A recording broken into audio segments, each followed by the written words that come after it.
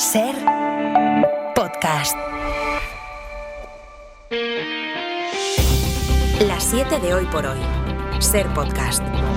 Hola, muy buenos días. Faltan 2 horas para que empiece el cortejo fúnebre que va a trasladar el féretro con los restos mortales del Papa Francisco desde su residencia, la Casa Santa Marta, hasta la Basílica de San Pedro. Son apenas 7 minutos andando los que separan el hogar que escogió Bergoglio del interior de la Basílica Vaticana, pero lo recorrerá en procesión el cortejo desde las 9 de la mañana y hasta que a las 11, 2 horas después, abra la capilla ardiente. Por el interior de San Pedro podrán desfilar de aquí a la tarde del viernes decenas de miles de fieles que darán su último adiós al Papa antes del funeral, que será el sábado a las 10 de la mañana.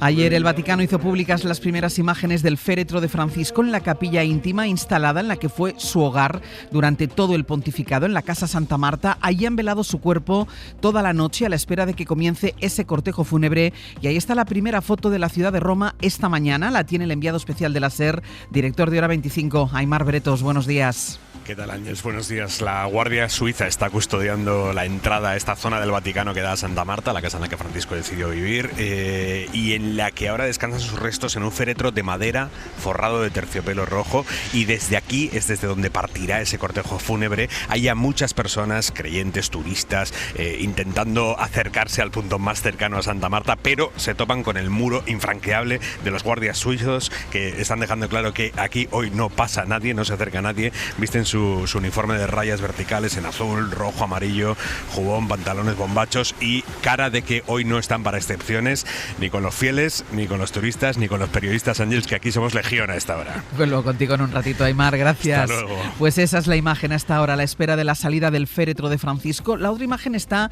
en la plaza de San Pedro, donde está todo prácticamente listo para recibir los restos del pontífice. La corresponsal de la SER, Marina García, está ya esperando para poder acceder al interior de la basílica junto a cientos de medios acreditados. Marina, buenos días. Buenos días, sí, aquí unos centenares de periodistas esperan hasta ahora por uno de los laterales de la plaza de San Pedro para poder entrar a la basílica y ver previsiblemente la parte final del traslado del cuerpo del Papa Francisco aquí, para que pueda comenzar esta mañana la capilla ardiente que durará hasta este sábado, cuando se celebre el funeral y el entierro. A esta hora la imagen es la de esta gran cola que representa la atención de los medios de todo el mundo a este momento de la historia, el adiós a Jorge María Bergoglio. Aquí, entre los periodistas, me he encontrado con María, una mujer que viene de Segovia, y esto es lo que recuerda del Papa Francisco.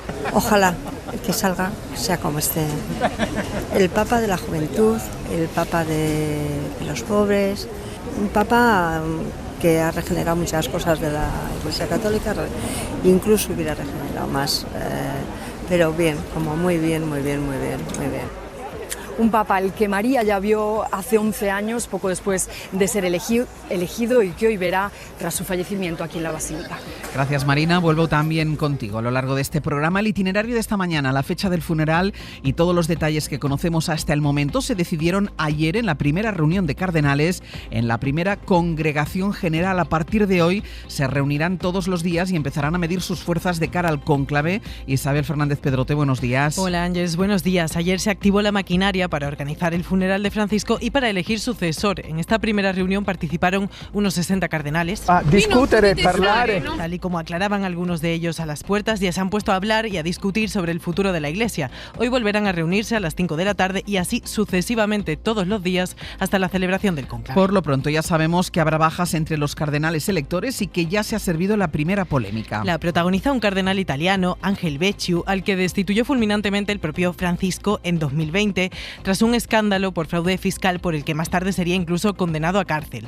Ayer se presentó en esa primera reunión y, aunque no está en la lista oficial, pretende asistir al cónclave, una decisión que ahora tendrá que tomar el decano del colegio cardenalicio. En un principio iban a ser un total de 135 los electores, pero 2 han causado ya baja, ambos por motivos de salud. Uno de ellos es español, el arzobispo emérito de Valencia, Antonio Cañizares. Así llegamos al miércoles, es 23 de abril. Y ya está claro cuál será la representación española en el funeral del Estado del Papa Francisco este próximo sábado. La delegación la encabezarán los reyes. No asistirá el presidente del gobierno, Pedro Sánchez. Asumen en la Moncloa que esto es competencia del rey y a partir de ahí incluyen a otros miembros del Ejecutivo. También invitan al jefe de la oposición para que acudan en representación del gobierno y el legislativo, María Manjabacas. Al tratarse de un funeral de Estado, la invitación se cursa, en este caso, al jefe del Estado, Felipe VI, que junto a la reina Leticia encabezará la delegación que se desplace a Roma, en la que no estará el presidente del Gobierno, Pedro Sánchez, siguiendo el protocolo de otros actos, como las tomas de posesión de Latinoamérica, que no va el jefe del Ejecutivo cuando va el jefe del Estado y delega su representación en otros miembros de su gabinete. Ya dijeron que habría una representación de altura que en esta ocasión correrá a cargo de dos vicepresidentas, María Jesús Montero y Yolanda Díaz, y del ministro de Presidencia, Bolaños, al que le corresponde las relaciones institucionales con la Santa Sede. Irá también el líder de la oposición, Alberto Núñez Feijóo, al que Moncloa ha invitado para sumarse a la delegación española que estará el sábado en los funerales del Papa Francisco.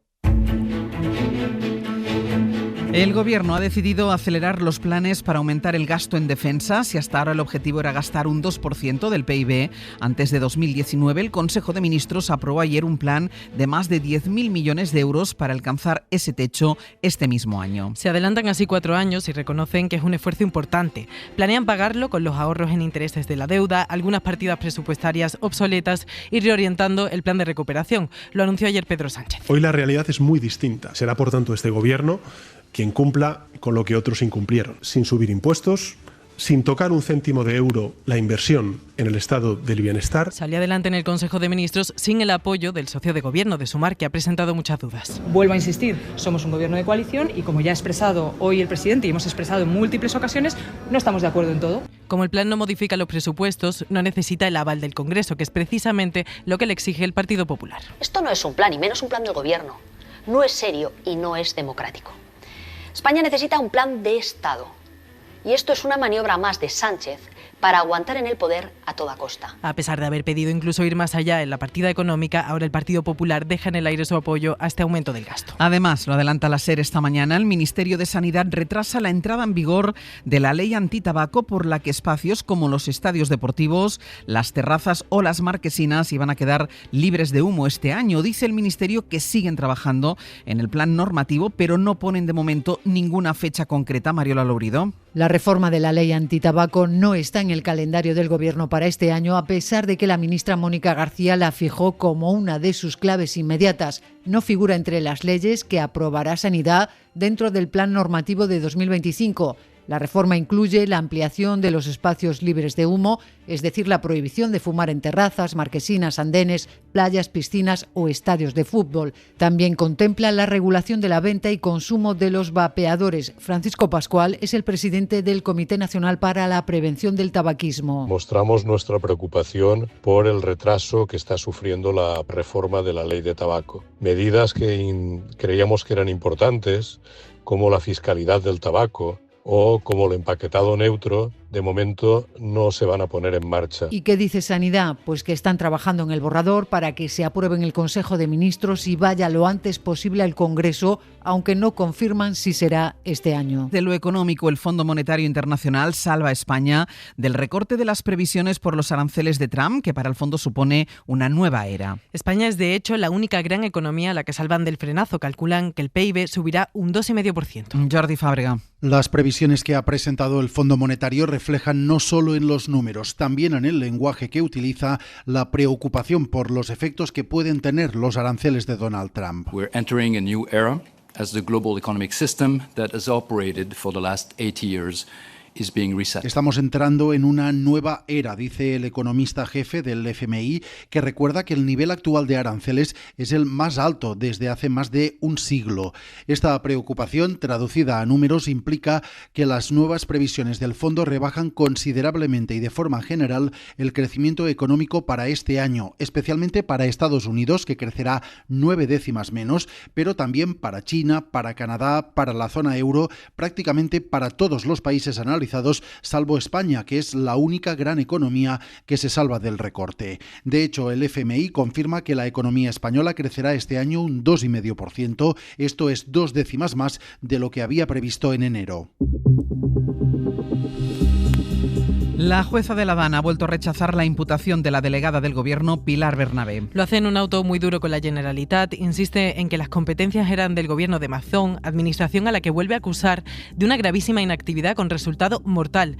Dice que en la sala de reuniones del CECOPI parecía, y esto es literal, que los presentes permanecían en una burbuja, aislados del mundo exterior, demorándose en la toma de decisiones mientras el agua se desbordaba. Además, la jueza ha pedido más información a Emergencias para saber, entre otras cosas, cómo y hasta cuándo se utilizaron los recursos de vigilancia del Barranco del Pollo. Entre tanto, la presidenta de la Comisión Europea, Ursula von der Leyen, ha recibido la carta de las asociaciones de víctimas que le pedían reunirse con ella aprovechando su próxima visita a Valencia. Por ahora, von der Leyen no garantiza ese encuentro. Corresponsal comunitario, Enrique García Pozo, buenos días. Buenos días. Sí, desde el equipo de la presidenta confirman a la SER que von der Leyen ha recibido la carta que le enviaron 3 asociaciones de afectados por la Dana, una misiva pidiendo una reunión coincidiendo con el Congreso del Partido Popular Europeo, que se celebra en Valencia la semana que viene.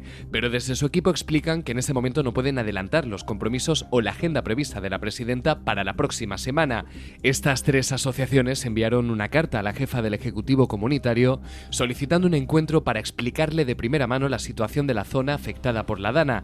La Comisión Europea, recordemos, sigue estudiando la petición del Gobierno central de más de 4.000 millones a través del Fondo de Solidaridad, del que Bruselas ya ha entregado un anticipo, lo hacía a finales de marzo, de 100 millones de euros.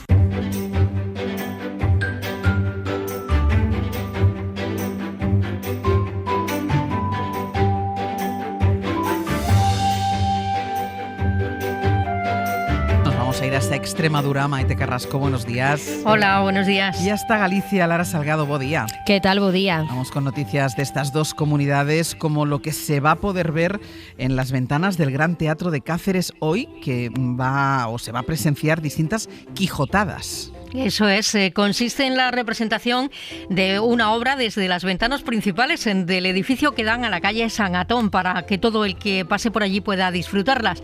Quijotadas en las ventanas. Va a representar las andanzas del ingenioso hidalgo junto a su inseparable escudero. Los actores José Palacios, Don Quijote, y Jorge Rivero, Sancho Panza, se meterán en la piel de estos personajes para representar pasajes de la obra Cumbre de Miguel de Cervantes.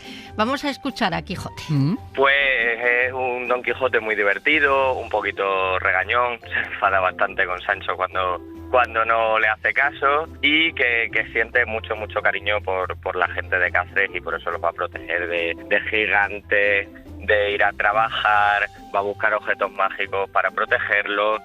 Hoy es festivo en Cáceres, así que a partir de las 10:30 de la mañana se asoman a las ventanas. Todo el mundo que pase por ahí podrá ver estas quijotadas. Los ópticos gallegos, Lara, en pie de guerra contra el sun gazing. Sí, que no es otra cosa que mirar al sol directamente, algo que podemos intuir que muy bueno, así a bote pronto no parece. ¿Quién mira al sol directamente? Pues mira, miran al sol directamente algunos que hacen yoga, porque claro, prácticas deportivas como puede ser estas surgen por sus contraprácticas a veces que no lo son tanto. Hablamos de esta modalidad que se denomina yoga solar y que al parecer está empezando a calar en algunas zonas. Se basa en esa técnica del sun gazing, de ese saludo al sol que trata de captar la vitamina D de una manera que no ha gustado, pero nada a los ópticos gallegos. De hecho, desde el Colegio de Ópticos han alzado la voz contra una práctica que entraña, según ellos, más riesgos que beneficios. Avisan de que recibir radiación directa del sol en los ojos, como se hace con esta práctica, puede provocar lesiones muy incapacitantes en la retina y además incurables como la retinopatía solar. Así que el yoga al aire libre siempre muy recomendable, pero eso sí, sin mirar al sol directamente y con protección. Con protección siempre en la piel y en los ojos.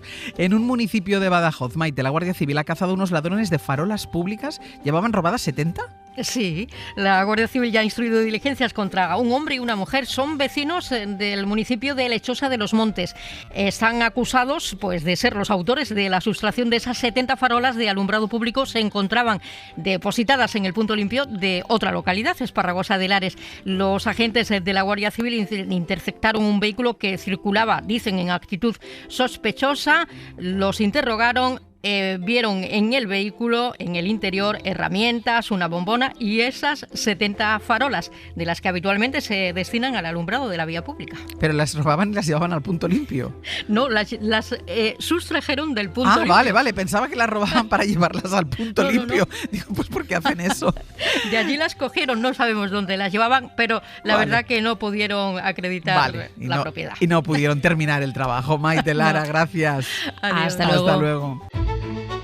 Y vamos ya con nuestra recomendación cultural para empezar el día. Hoy es Sant Jordi, es el Día del Libro, y Dani de la Fuente nos propone una lectura que homenajea precisamente a las librerías. Hoy, por el Día del Libro, queríamos recomendarles comprar libros y hacerlo, si pueden, en librerías. Las librerías, algo que me apetecía mucho remarcar en la novela, son lugares de encuentro, de discusión y lugares de pensamiento crítico al más alto nivel. Sergio Bang es librero y acaba de publicar su primera novela, Venimos del Fuego, ambientada en 1975, durante los últimos días de Franco. En una época olvidada, porque se habla mucho de esa época un poco desde un lado triunfalista, por decirlo de alguna manera, el año 75, acaba la dictadura, empieza la transición.